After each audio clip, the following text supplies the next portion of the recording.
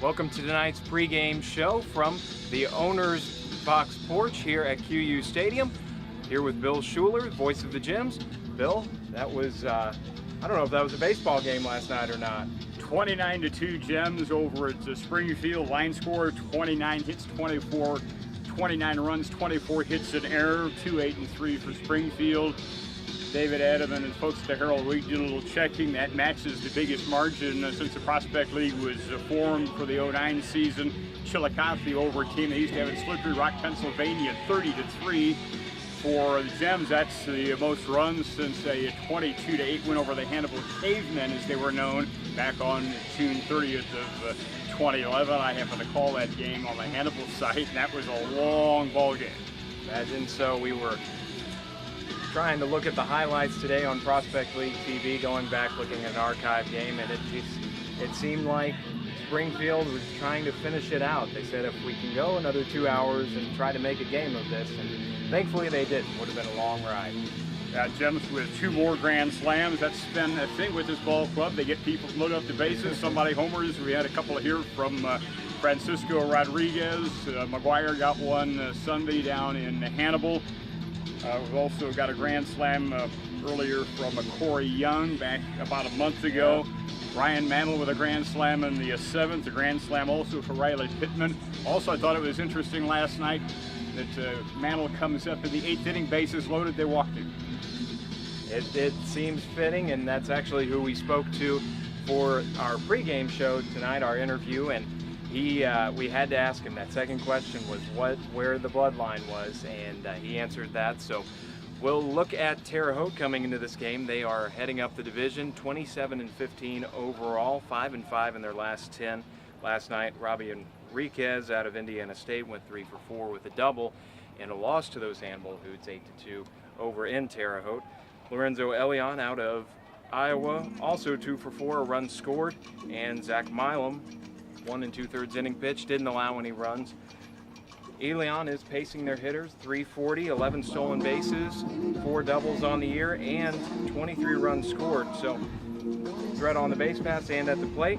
Tonight's probable starter is one of their leading pitchers in their rotation, Adam Belansky. He's 4-1 coming in with a 4.15 ERA, allowing 238 average to opposing batters. And a very similar pitching line for Adam Nelson, who's scheduled to start for the Gems in Game 1. This will be his 6th start, 10th game, 35 innings pitched, 35 hits, allowed 19 runs, 18 were earned, walked 13, struck out 30. He's allowed 3 home runs. His ERA 4.62, which in an offensive league like this, that's not bad.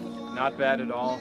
And you have to look at those quality innings. We've seen Adam pitch here a few times, and he works quick. He's an efficient pitcher. Sometimes you just make mistakes, and we forget sometimes that these are amateur players. They're collegiate players still fitting into their mold, and if they are lucky enough, if they progress well enough in their training, they'll move on to the next level. But Adam Nelson, he's got the body for it. A little more work, that 4.62 may come down a little bit. Yeah, a lot of things are contagious in this game, good and bad. And one of the, to me, one of the most contagious things is good hitting. Once you get a team on a roll, it tends to stay there for a while. Yeah, and that's what we discussed with Ryan Mantle. Aside from his lineage and genealogy, last night 4 for 6. He's batting .324 in his 9 games with the Gems. So coming in, he's one of these hitters who has come in this latter half of the season and really put on an offensive spectacle. And anytime you get to put up 29 runs, you're going to have a lot of plate appearances, but to plate 6 runners on 4 hits last night, quite impressive. So we'll go to our pregame show interview with Ryan Mantle, come back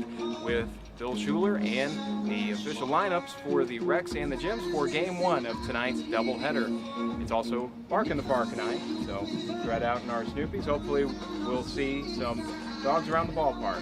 I'll have dogs. I already know of dogs from Yorkies on up coming.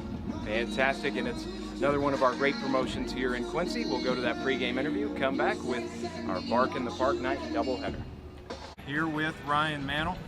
Ryan, you've come in 9 games, batting .324. You had a great game last night, 4 for 6. Thank you. You know, what's your approach been coming into Quincy? Just try to hit the ball hard. You know, try to stay in the middle of the field, and if you hit it hard, you know, good things are going to happen. So. Yeah. Keep it simple. Yeah, great.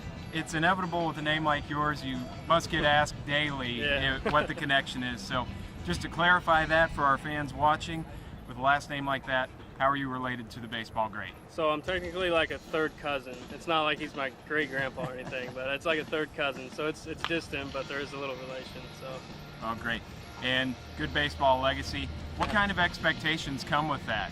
Oh yeah, I mean, you get asked all the time. I mean, anytime it comes up, I don't know how many, because I play third a lot, so I don't know how many third base coaches just, first inning, it's like, hey, are you related? And I'm like, you got to go through the whole spiel, so yeah. All right, well, sorry to be your one for the day. We just had to ask that I'm one. used to it. And it's Bark in the Park night at the ballpark, so our kind of fun question for the day, favorite dog breed and why? We just got a border collie at my house, and I love her. She's awesome. She's a good dog, so I'd have to go with that just because that's what I got. So. Oh, very cool. Thank you for your time this afternoon. Yep, thank you.